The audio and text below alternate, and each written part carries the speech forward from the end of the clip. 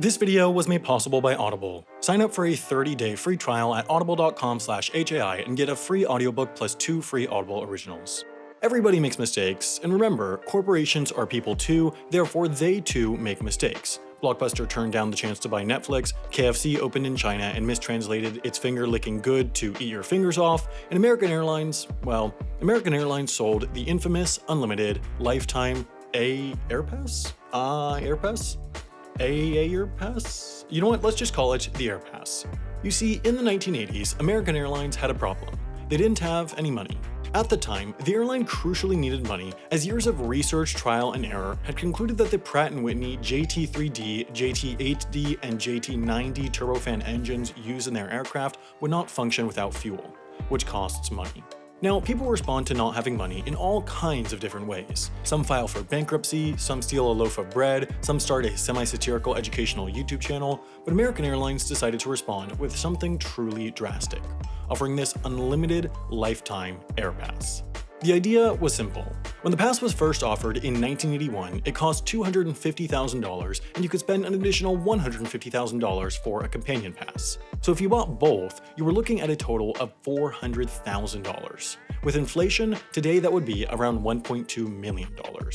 In exchange, you got unlimited, free, first-class travel to anywhere in the world on any American Airlines flight for life, and with the companion pass, you could take anyone you wanted with you. It could be your friend, your spouse, your friend's spouse, a stranger's spouse, a stranger's friend's spouse, or Bill Clinton. 28 people took American Airlines up on the offer. Now, $400,000 may sound like a lot of money, especially for 1981, and to be fair, it was. With inflation, it's enough to buy 138,771 Chipotle burritos with guac, or to buy just under 0.9% of this weird, drippy, swirly painting of nothing. But even though $400,000 is a lot of money, soon American Airlines discovered that they had made a terrible mistake in their pricing. They had offered people far too good of a deal. See, the unlimited passes were like an all-you-can-eat buffet. All-you-can-eat buffets make money because even though people could eat 50 lamb chops in one sitting, eating up all the buffet's money, the buffet assumes that nobody will actually do that because it would be, gross. American Airlines did the same thing.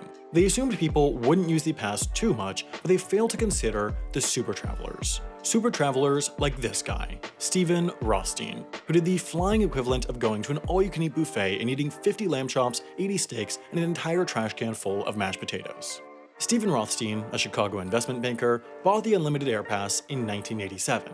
Over the next 25 years, he would use the pass to book more than 10,000 flights. That's an average of more than a flight a day. He would fly to London to get lunch with a friend, or to Boston for a baseball game, then back home for dinner. Sometimes he would fly to Providence, Rhode Island just to get his favorite sandwich, a bologna and Swiss melt from a restaurant called Jeff's.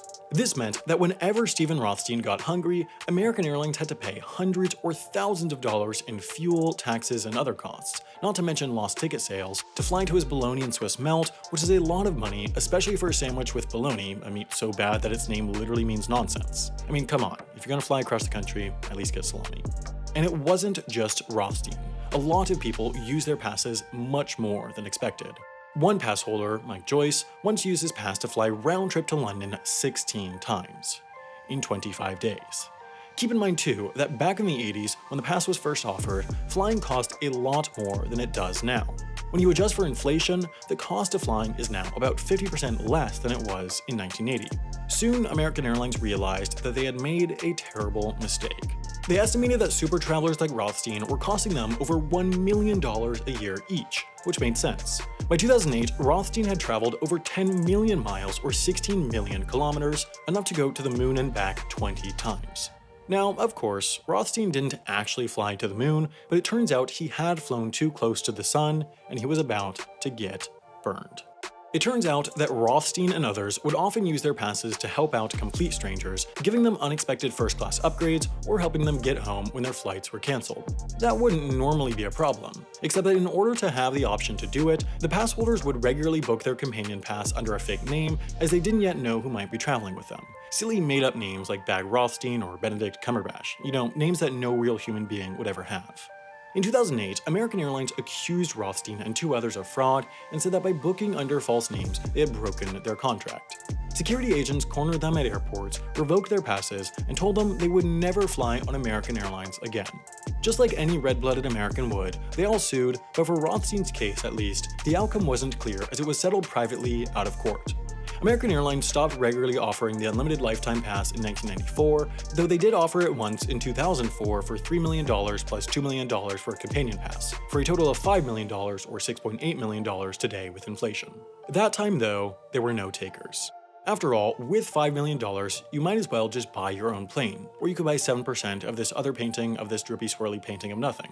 25 people, though, still have lifetime unlimited passes, including Michael Dell, who you might know from Dell Computers, and Mark Cuban, who you might know from Shark Tank and yelling at referees at Dallas Mavericks games.